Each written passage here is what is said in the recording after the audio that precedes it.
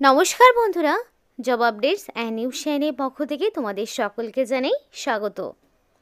তো বন্ধুরা, আজকে আমি কথা বলবো ইন্ডিয়ান পোস্ট অফিসের পক্ষ থেকে বের হওয়া সম্পূর্ণ একটি নতুন নোটিফিকেশান নিয়ে তোমাদের সাথে আলোচনা করব।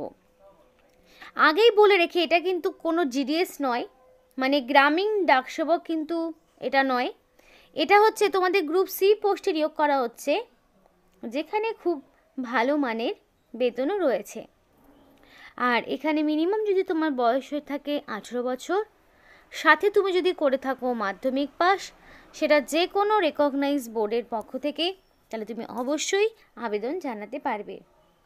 এবং এখানে অ্যাপ্লিকেশন করতে কাউকেই কোনো রকমের ফিস দিতে হবে না, সম্পূর্ণ বিনামূল্যেই আবেদন জানাতে পারবে।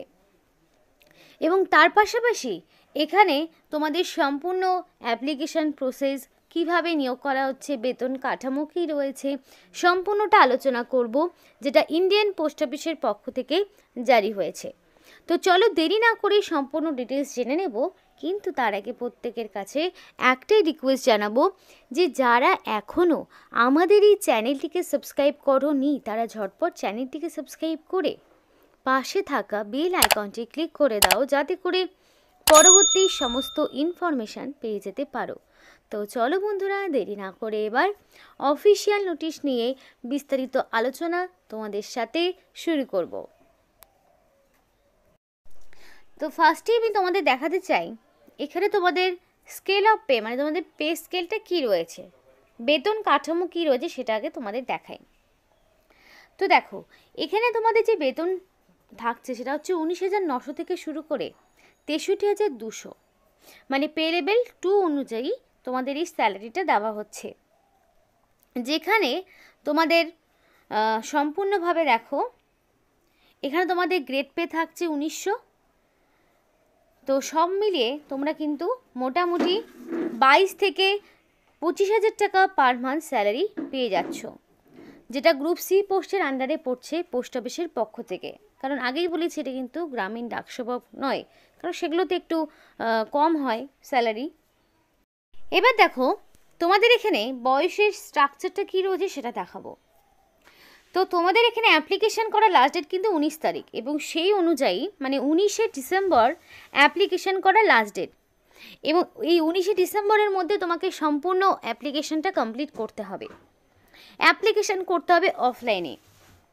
তো 19শে ডিসেম্বর অনুযায়ী তোমার বয়সটা হতে হবে মিনিমাম 18, ম্যাক্সিমাম 27, এবং সেটা ইউআর ক্যাটাগরি হিসাবে।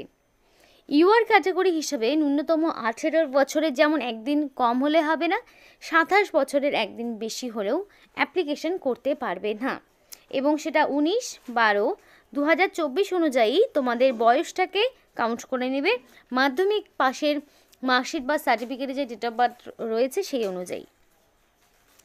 এবার দেখো, এখানে ওবিসি আর ইডাব্লিউএস ক্যাটাগরি হলে 3 বছরের ছাড় পাবে, সুতরাং তারা 18 থেকে 30 বছর পর্যন্ত অ্যাপ্লিকেশন করার সুযোগ পাচ্ছে, তাই তো।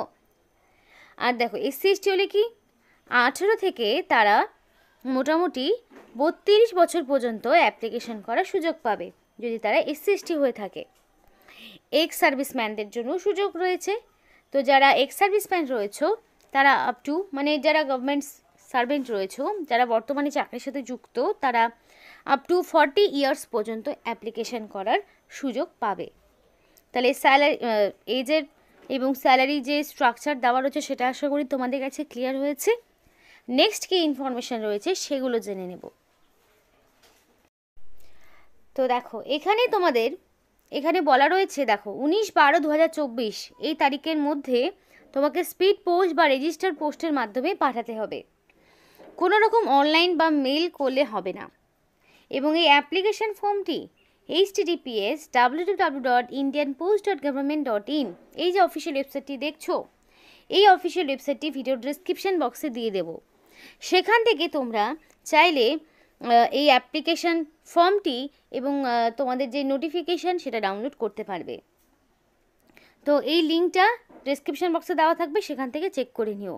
আর এখানে কিন্তু স্পিড পোস্ট বা রেজিস্টার পোস্ট ছাড়া অন্য কোনোভাবে অ্যাপ্লিকেশন গ্রহণযোগ্য হবে না। তো দেখো, এখানে তোমাদের মিনিমাম যোগ্যতা কিন্তু মাধ্যমিক পাস, এবং এখানে অ্যাপ্লিকেশন করার জন্য তোমার এখানে রিসেন্ট কালার পাসপোর্ট সাইজের ফটো অ্যাটাচ করতে হবে, যেটা তোমার নিচে সিগনেচার থাকবে।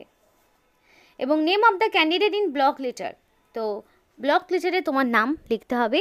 এবং এখানে তুমি যা তোমার নামটা লিখবে সেটা যাতে অবশ্যই মাধ্যমিক বা তার সমতুল্য পরীক্ষায় তোমার নামে যা স্পেলিং ছিল সেইটাই এখানে বসাবে, কারণ তোমার সমস্ত ডকুমেন্টস কিন্তু মাধ্যমিক লেভেলের বেসিসেই দেখা হবে। তারপরে আধার কার্ডের নাম্বার চাওয়া হয়েছে, তো অবশ্যই তোমার আধার কার্ডের নাম্বারটা একদম অ্যাকুরেটভাবে বসাবে, কারণ তার সাপেক্ষ প্রুফ তো তোমাকে সঙ্গে পাঠাতে হচ্ছে সেলফ অ্যাটাস্টেড করে, সেগুলোর সাথে যেন ম্যাচ করে কোনো রকম ভুল না পাওয়া যায় সেটা তোমাকে দেখতে হবে। দেন তোমার চাওয়া হয়েছে গার্জেনের নাম, ফাদার্স নেম বা স্পাউস নেম এখানে চাওয়া হয়েছে, তো তোমার গার্জেনের নাম এখানে তোমাকে বসাতে হবে। তো এখানে তোমাদের বর্তমান যিনি তোমার গার্জেন রয়েছেন সেই অনুযায়ী তার নাম এখানে তুমি বসিয়ে দেবে। দেন তোমার প্রেজেন্ট বা পোস্টাল অ্যাড্রেস বসাতে হচ্ছে, তোমার সম্পূর্ণ ডিটেলস, অ্যাড্রেস ডিটেলস, যেমন ধরো ফার্স্টে থাকবে কি ভিলেজ, তারপর থাকবে কি পোস্ট অফিস, দেন থাকবে পুলিশ স্টেশন, তারপরে থাকবে ডিস্ট্রিক্ট, তারপরে থাকবে পিনকোড। তাহলে ফুল ডিটেলস অ্যাড্রেস বসাতে হবে, কারণ অ্যাড্রেস প্রুফ হিসেবে তুমি চাইলে আধার কার্ড, চাইলে ভোটার কার্ড, এগুলোর মধ্যে যে কোনো একটি দিতে পারো, এবং সেই অনুযায়ী তোমার যা অ্যাড্রেস রয়েছে সেই অনুযায়ী যাতে তুমি এখানে সম্পূর্ণ অ্যাকুরেটভাবে অ্যাপ্লিকেশনটা করতে পারো। তারপরে ডেট অফ বার্থ, তো তোমার মাধ্যমিক পাশের সার্টিফিকেট, দেখো matriculation certificate as per matriculation certificate, মানে মাধ্যমিক পাশের সার্টিফিকেট অনুযায়ী তোমার এক্স্যাক্টলি কত ডেট অফ বার্থ রয়েছে সেটা বসাবে। দেন 19/12/2024 অনুযায়ী কত বছর, কত মাস, কত দিন হচ্ছে সেটা তোমাকে কাউন্ট করে বসাতে হবে। তাহলে কি করবে, মাধ্যমিক পাশের যে সার্টিফিকেট রয়েছে সেইখান থেকে 19/12/2024 অনুযায়ী কাউন্ট করবে যে সেটা কত বছর, কত মাস এবং কত দিন হচ্ছে, সেটাই এখানে হুবহু লিখে দেবে। দেন এবার চাওয়া হয়েছে তোমার SC ST OBC EWS, যদি কোনো রকম ক্যাটাগরি তুমি থেকে থাকে তোমার সেই অনুযায়ী তুমি দেবে, যদি না হও তাহলে সরাসরি এখানে কিছুই দেওয়ার প্রয়োজন নেই, UR লিখে দেবে। তারপরে দেখো ওয়েদার টেকিং এজ রিল্যাক্সেশন, তুমি কি এজ রিল্যাক্সেশন পাচ্ছ বা নিতে চাইছো, যদি নিতে চাও তো অবশ্যই যদি নিতে চাও তাহলে তুমি ইয়েস লিখবে, যদি ধরো তোমার এজ রিল্যাক্সেশন থাকছে না তাহলে কি নো। এবার ওয়েদার কাস্ট সার্টিফিকেট অ্যাটাচ, তো তোমার যদি কাস্ট সার্টিফিকেট থেকে থাকে তুমি কি সেটা অ্যাটাচ করতে চাইছো, যদি করে থাকো তাহলে ইয়েস, যদি না করে থাকো তাহলে নো। এবার ন্যাশনালিটি, অবশ্যই ইন্ডিয়ান হতে হবে, এখানে কিন্তু ইন্ডিয়ান সিটিজেনশিপ ছাড়া আবেদন করতে পারবে না, ইন্ডিয়ান সিটিজেনশিপ থাকলে তবেই তুমি আবেদন জানাতে পারবে। তারপরে চাওয়া হয়েছে জেন্ডার, মেল, ফিমেল না ট্রান্সজেন্ডার, প্রত্যেকে আবেদন করতে পারবে, ছেলে মেয়ে প্রত্যেকে অ্যাপ্লিকেশন করার সুযোগ রয়েছে। তো তুমি কোন ক্যাটাগরির মধ্যে পড়ছো সেটা তুমি এখানে বসিয়ে দেবে। দেন চাওয়া হচ্ছে তোমার mail ID, mail ID if any, that means mail আইডিটা তোমার ম্যান্ডেটরি থাকছে না, আমি তাও বলবো অবশ্যই ভ্যালিড মেল আইডি দেবে, ফাঁকা রাখবে না, কারণ বাই এনি চান্স কন্ট্যাক্ট নাম্বারে কোনো রকম সমস্যা হলো তাহলে মেল আইডিতে তোমাদের সাথে যোগাযোগ করতে পারবে। তো অবশ্যই অ্যাপ্লিকেশন করার সময় ভ্যালিড ফোন নাম্বার এবং মেল আইডি দিয়ে অ্যাপ্লিকেশন করার চেষ্টা করবে, যাতে করে সিলেকশন প্রসেসের সমস্ত রকম ইনফরমেশান তুমি পেয়ে যেতে পারো, তো অবশ্যই সেগুলো মাথায় রাখবে।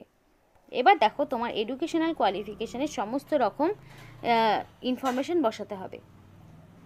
তো এডুকেশনাল কোয়ালিফিকেশান শুধুমাত্র মাধ্যমিক পাস, মাধ্যমিক পাস যোগ্যতাই এখানে নিয়োগ করা হচ্ছে। এবার এরই নয় যে তোমার উচ্চ মাধ্যমিক, গ্র্যাজুয়েশন, পোস্ট গ্র্যাজুয়েশন থাকলে আবেদন করতে পারবে না, তা কিন্তু নয়, এখানে মিনিমাম মাধ্যমিক চাওয়া হয়েছে, মাধ্যমিক পাস থাকলেই হবে।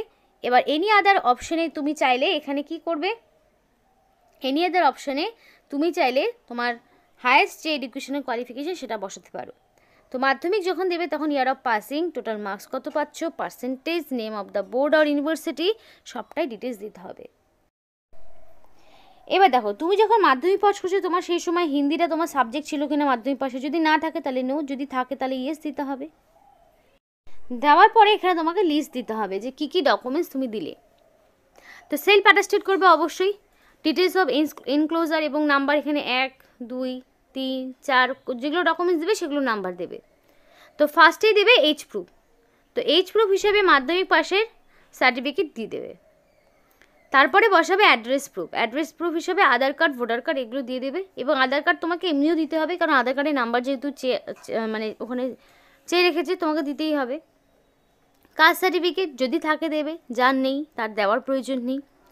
এডুকেশনাল কোয়ালিফিকেশানের সমস্ত রকম মানে মাধ্যমিক পাশের, পরিষ্কার করে লিখি, মাধ্যমিক পাশের অ্যাডমিট, মার্কশিট, সার্টিফিকেট সবটাই বসাবে। দেন তোমার এখানে যেটা দিতে হবে, এক্সট্রা যদি কিছু কোয়ালিফিকেশান থাকে, আদার্স যদি কিছু থাকে তাহলে তুমি দেবে, যদি না থাকে দেওয়ার প্রয়োজন নেই। এবং আইডি প্রুফ হিসাবে Aadhaar card, PAN card, voter card এগুলোর মধ্যে যে কোনো একটি দিতে পারো, ড্রাইভিং লাইসেন্স, যা খুশি দিতে পারো। এবার যা যা ডকুমেন্টস দিলে সেগুলো নাম্বার ওয়াইজ করবে এবং সেগুলো সমস্তটাই সেলফ অ্যাটাস্টেড করবে, কারণ সেলফ অ্যাটাস্টেড ছাড়া ডকুমেন্টস ইনভ্যালিড। তো সেলফ অ্যাটাস্টেড যাতে থাকে সেটা তোমাকে মাথায় রাখতে হবে। সম্পূর্ণ যেভাবে বললাম সেভাবে অ্যাপ্লিকেশান করো।